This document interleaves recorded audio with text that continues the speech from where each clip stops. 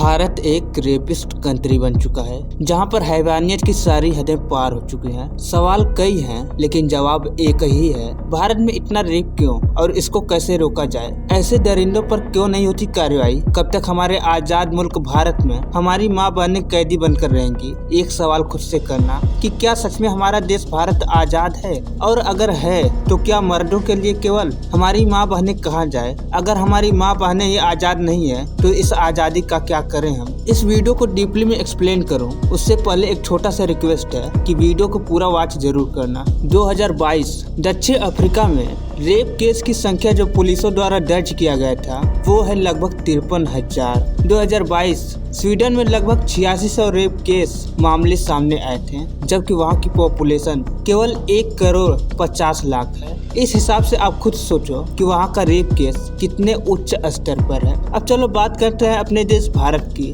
2022 में 31,677 rape case दर्ज किए गए थे हमारे देश भारत में। एवरेज 88 रेप केस आते हैं पर डे, यानी 2,640 रेप केस आते हैं पर मंथ हमारे देश भारत में। हमारे देश में ऐसे ऐसे रेप केस आते हैं जिसे सुनकर आप चौंक जाएंगे। पहले 3-4 शॉर्ट स्टोरी सुनते हैं, फिर आगे चलते हैं। हमारे देश भारत की तारीफ तो पूरी दुनिया में होती है, लेकिन क्या हो जब एक विदेशी औरत भारत घूमने आए और उसका बलात्कार हो जाए? है ना शर्मिंदगी भरी कहानी। स्पेन से एक विदेशी महिला पाकिस्तान और बांग्लादेश घूमने के बाद आती है भारत में, लेकिन झारखंड के दुमका में उसका गैंग रेप कर दिया जाता है और उस गैंग में लगभग 8 से 9 लोग शामिल थे। हमारे देश में एक नारा चलता है, बेटी बचाओ बेटी पढ़ाओ, लेकिन जब वही बहन बेटी पढ़कर कुछ बन जाती है तो 2-4 कुत्ते आते हैं और नोच कर खा जाते हैं। मैं बात कर रहा हूँ डॉक्टर मोमिता का, जो वेस्ट बंगाल में एक डॉक्टर होने की फर्ज निभा रही थी। काम करने के बाद जब उन्हें जगह ना मिला तो वो एक जगह लेट गई और फिर कुछ दरिंदे आते हैं और उसका बलात्कार कर देते हैं। अभी केवल इस पर कार्रवाई चल रही है और अभी तक इन्हें इंसाफ नहीं मिला जब तक मैं ये वीडियो शूट कर रहा हूँ। आज मैं 20 अगस्त को ये वीडियो शूट कर रहा हूँ। ठीक आज से 4 दिन पहले एक रेप केस और आता है बिहार के मुजफ्फरनगर से। 9वीं क्लास में पढ़ने वाली 14 साल की नाबालिग लड़की के साथ पहले दुष्कर्म किया जाता है, फिर उसे मौत के घाट उतार दिया जाता है। ऐसे एक नहीं हजारों रेप केस इंडिया में आते रहते हैं, लेकिन कार्रवाई 0 बटा सन्नाटा भी नहीं होता। क्यों? ठीक आज 20 अगस्त के 7 दिन पहले जय श्री तिवारी नाम के वैन ड्राइवर ने वैन में 3.5 साल की बच्ची के साथ दुष्कर्म किया।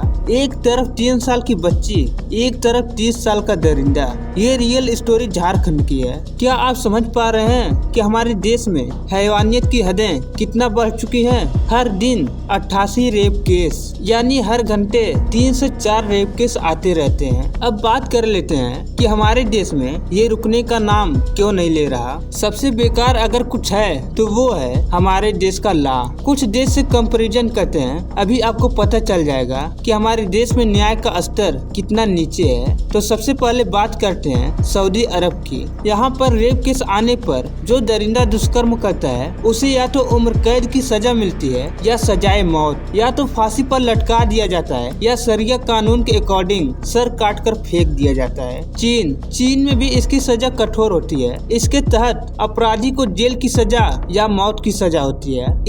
इराक में अपराधी को पत्थर से मार मार कर मौत के घाट उतार दिया जाता है। दक्षिण कोरिया में अपराधी के सर में सरेआम गोली मारकर हत्या कर दी जाती है। पोलैंड में सुअरों से कटवा कर मौत के घाट उतार दिया जाता है। ईरान में 24 घंटे के भीतर फांसी या पत्थर से मारकर मौत की सजा दी जाती है। कतर में हाथ पैर प्राइवेट पार्ट काटने के बाद पत्थर से मारकर मौत की सजा दी जाती है। इंडोनेशिया में अपराधी के अंदर महिला के हार्मोन्स डाल दिए जाते हैं। मैं इस वीडियो के एंड पॉइंट पर पहुंचने ही वाला था, तब तक एक नया केस आ गया। यूपी के मुरादाबाद से एक दलित नर्स का रेप कर दिया गया। हमारे देश में ही ये सब क्यों? ये इसलिए क्योंकि हर देश में कोई ना कोई कठोर सजा है, लेकिन हमारे देश में लोग मोमबत्ती लेकर निकलते हैं और न्याय की मांग करते हैं, और उसके बाद भी जब उन्हें कोई सजा नहीं मिलती तो अपराधी का मनोबल और बढ़ जाता है। सिलसिला चलता रहता है और दुष्कर्म होते रहते हैं। भारत में इतने रेप होते क्यों हैं? पहला, सामाजिक सोच, महिलाओं को निचले दर्जे का मानना और यौन हिंसा को